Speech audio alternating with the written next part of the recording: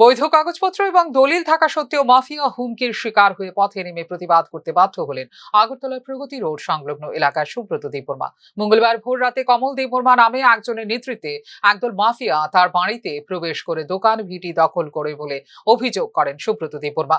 দোকান এবং বাড়ির দলিল বাকি কাগজপত্র থাকা সত্ত্বেও তাকে প্রাণনাশের হুমকি দেয় মাফিয়ারা বলেও অভিযোগ করেন সুব্রত দেববর্মা।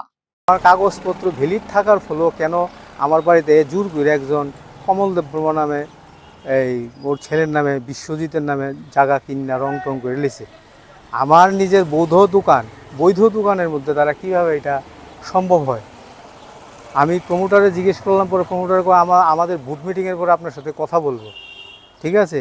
তা আমি তো আর জানি না প্রমোটার কী করেছে না করেছে। যেহেতু আমার বাড়িতে অবৈধভাবে সে আমার বাড়িতে ঢুকলো আজকে, আমি শুনেছি এখানে পুজোও দিয়ে গেছে নাকি।